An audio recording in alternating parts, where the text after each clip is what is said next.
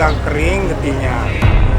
Yang juga merupakan istri korban melakukan pembunuhan terhadap korban.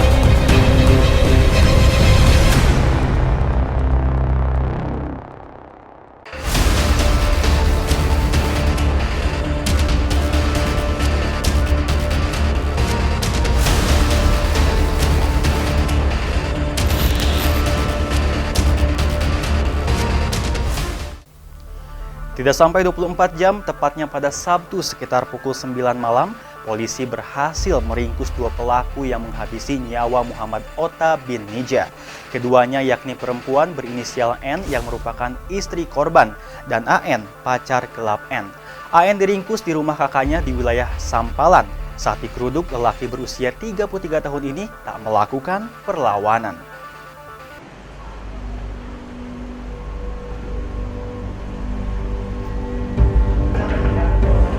Kapolres Karawang AKBP Aldi Subartono menjelaskan, kedua pelaku memang sudah merencanakan akan menghabisi nyawa korban. Sebelumnya, setidaknya sudah 2 kali mereka melakukan percobaan pembunuhan terhadap Ota. Di malam peristiwa pembunuhan, N seperti biasa berada di rumah bersama Ota suaminya. Tanpa sepengetahuan Ota, malam itu N sudah bersekongkol dengan AN. Saat Ota tengah tertidur lelap, N membuka jendela kamar agar AN bisa leluasa masuk. Menit berikutnya, AN memasuki kamar melalui jendela. Selanjutnya, dia mengambil alat penumbuk padi dan menghantamkannya ke bagian kepala dan dada korban. Tak cukup sampai situ, AN juga mencekik korban hingga akhirnya korban sama sekali tak bergerak. Seusai melakukan aksi kejinya, AN segera keluar kamar melalui jendela. Detik berikutnya, N istri korban berteriak-teriak meminta tolong kepada para tetangga. Belakangan diketahui bahwa aksi teriakannya itu hanya sandiwara belaka untuk mengelabui para tetangga dan polisi. Kami menetapkan inisial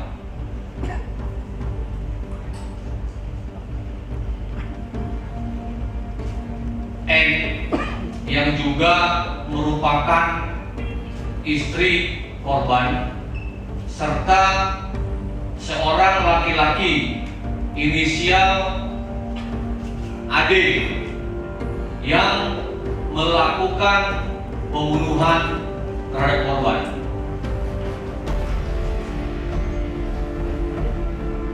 Tersangka yang juga merupakan istri korban inisial N ini hasil penyidikan memiliki hubungan khusus dengan tersangka AN. Tersangka AN kurang lebih setahun. Kemudian selama setahun berhubungan, kemudian dipicu kekesalan oleh N kepada korban terkait masalah rumah tangga. Disitulah tersangka N dan AN merencanakan pembunuhan terhadap korban Ota.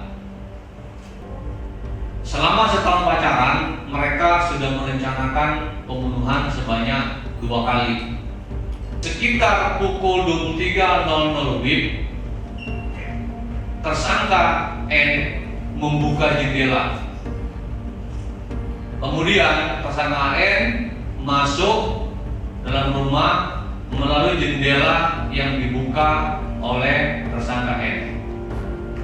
Setelah itu tersangka AN masuk ke kamar tersangka N untuk mengecek atau menyuruh tersangka N agar mengecek kondisi korban. Oleh karena itu, tersangka N langsung menuju ke kamar korban memukul korban dalam kondisi sedang tidur menggunakan alat penumbuk padi yang tersangka AN ambil dari belakang rumah korban. Setelah memastikan korban meninggal dunia, tersangka N yang juga istri korban berteriak ke tetangga menyampaikan bahwa suaminya menjadi korban pembunuhan oleh orang yang tidak diketahui yang diduga masuk lewat jendela.